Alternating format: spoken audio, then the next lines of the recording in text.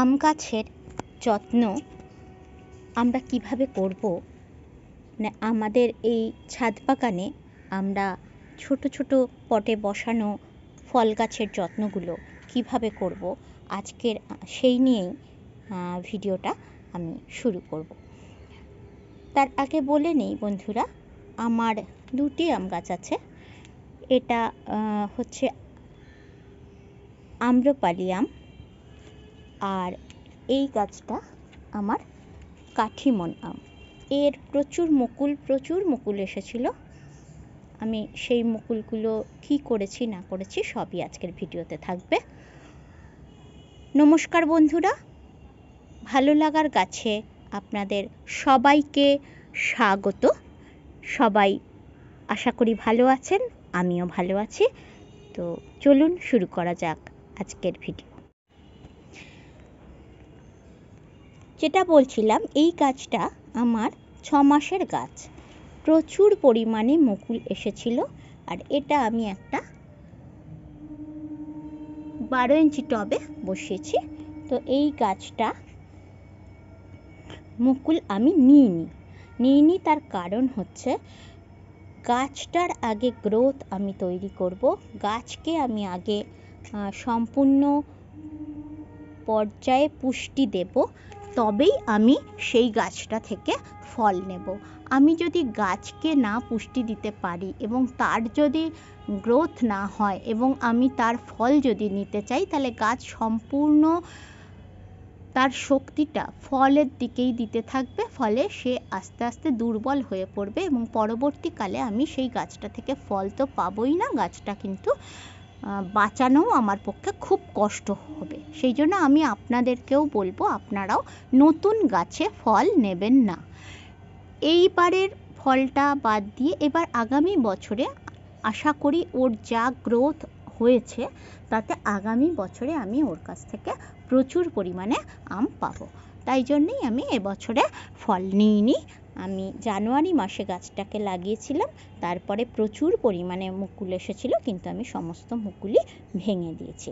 এই দেখুন, আবার এখান থেকে সমস্ত পাতা বেরোচ্ছে। এই পাতাগুলো বেরিয়ে ও আরও বেশি পরিমাণে ঝাঁকড়া হয়ে যাবে। তারপরে সামান্য একটু বর্ষাকালে প্রুনিং করে দেব, দিয়ে মোটামুটি ওকে একটা ভালো শেপ এনে নেক্সট ইয়ারে আমি কিন্তু ওর থেকে ফল নেব এবং তখন আমি নিশ্চয়ই আপনাদের দেখাবো। এবার আসি আমার এই আম্রপালি গাছটাতেও অনেক মুকুল এসেছিল, কিন্তু আমফান ঝড়ের সময় গাছটাতে অনেকগুলো ডাল ভেঙে গেছে। ফলে গাছটা গুঁড়িটা অনেকটাই মোটা দেখতে পাচ্ছেন, কিন্তু গাছটা ডালগুলো একটু বিক্ষিপ্ত হয়ে গেছে। সেইভাবে গাছটাকে প্রুনিং আমি করিনি, তো যার জন্য আমি গাছটার করতে আমি ভয় পেয়েছি। সত্যি কথা বন্ধুরা, যে গাছটার ডালগুলো আমি এই সব জায়গা থেকে বা এই রকম গাঁট থেকে ডালগুলো আমি কেটে দিলে গাছটার যদি ক্ষতি হয়, আমি সেই জন্য গাছটাকে আর কাটিনি। ও যেভাবে বেড়েছে ওকে আমি সেভাবেই বাড়তে দিয়েছি। তাই জন্য ওর ডালের সংখ্যা কম হয়েছে, কিন্তু ওরও প্রচুর পরিমাণে ফল এসেছিল, মুকুল এসেছিল। আমি সেই মুকুলগুলো ভেঙে দিয়েছি, বা ছোট ছোট ফলগুলোকে আমি ভেঙে দিয়েছি। এই যে এখানে দেখছেন, এই ডাঁটিটাতেও ফল ছিল। আমি ছোট ফলগুলোকে দুটো ফল ছিল, সেই ছোট দুটো ফলকে ভেঙে দিয়েছি, দিয়ে আমি এই বড় ফলটাকে মানে এই ফলটাকে রেখেছি এবং এটা বড় হয়েছে। এইখানে দেখুন, এইটা একটা ফল রয়েছে, আর এই যে একটা মাটির সাথে মিশে গেছে ফল, এরও এইখানে অনেকগুলো ফল হয়েছিল। এই যে দেখতেই পাচ্ছেন আপনারা, আমি এইগুলোকে ভেঙে দিয়েছিলাম বলে এগুলো সব কালো হয়ে গেছে। এই 3টে ফল আমি নিয়েছিলাম, আর দুখানা হয়েছিল আম। সেই দুখানা আম আমি তুলে নিয়েছি, অর্থাৎ আমগুলো পাখিতে ওরা ঠোকরাচ্ছিল, তো সেই জন্য আমি ওই আরও দুটো হয়েছিল, 5টা মোট আম হয়েছিল, আমি সেই আম দুটোকে তুলে নিয়েছি। তো এই আম গাছের কতগুলো সমস্যা আছে, এই সমস্যাগুলো যদি আমরা ঠিকঠাক মতন দেখতে পারি, তাহলে কিন্তু আমরা আম গাছ থেকে প্রচুর পরিমাণে ফল পাবো। আর আশা করছি পরবর্তী বছরে আমি ওকে ঠিকঠাক প্রুনিং করে দিয়ে ওর কাছ থেকে আমি অনেক ফল পাবো। তো বন্ধুরা, আম গাছের প্রথম যেটা হয় সেটা হচ্ছে আম গাছের পাতা পোড়া রোগ হয়। এই পাতা পোড়া রোগটা হয় আম গাছের পটাশিয়ামের অভাবের জন্য। সেই জন্য আপনারা যতটা সম্ভব পারবেন কলার খোসার জল দিন কিংবা লাল পটাশ দিন আম গাছকে। যখন আম গাছকে আপনারা আম গাছের ফল আসার সময় হবে তার আগে থাকতে আম গাছকে আপনারা কেটে প্রুনিং করুন। প্রুনিং করার পরেই আপনারা পটাশ দিতে থাকুন। তাহলে আম গাছের যতই রোদ হোক, এই যে প্রচণ্ড রোদ, আমার তো শেড নেই ছাদে, প্রচণ্ড রোদে আমার আম গাছের পাতাগুলো দেখুন বন্ধুরা, প্রত্যেকটা পাতা কিন্তু চকচক করছে। তা সেই পাতা কিন্তু তাহলে আর সেই পাতাগুলো আর পুড়বে না। এটা গেল একটা কথা। এবার আম গাছে আমরা কি খাবার দেব? প্রথমত আম গাছে আমরা যেমন সব গাছে খাবার দিই সেই মতনই খাবার দিয়ে যাব সারা বছর। তারপর আমরা আম গাছে দিতে থাকবো নাইট্রোজেন সমৃদ্ধ খাবার। নাইট্রোজেন সমৃদ্ধ খাবার অর্থাৎ আপনারা জৈবভাবে করতে গেলে আপনারা চায়ের ছাঁকার দিন, চায়ের পাতাগুলোকে মাটির সঙ্গে মিশিয়ে সেগুলোকে দিন। আর যারা রাসায়নিক দেবেন তারা ইউরিয়া দিন। কিন্তু ইউরিয়া দেওয়ার ক্ষেত্রে আমি বলি ওটা কিন্তু আপনাদের দেখে বুঝে দিতে হবে। কম হলে ক্ষতি নেই, বেশি হয়ে গেলে কিন্তু আপনাদের পুরো গাছটাই নষ্ট হয়ে যাবে। তার থেকে চায়ের ছাঁকা দেওয়াটা আমার মনে হয় অনেক বেশি উপকার। তো সেই জন্য দেয়া হয়ে গেল। এবারে পাতা গজিয়ে গেল। পাতা গজানোর পরই ওরা কিন্তু মুকুল দিতে শুরু করলো। যখনই আম গাছের মুকুল আসলো তখন আমরা সেই দিন থেকে কিন্তু আম গাছে প্রত্যেক সপ্তাহে একদিন করে ফাঙ্গাসাইড স্প্রে করব।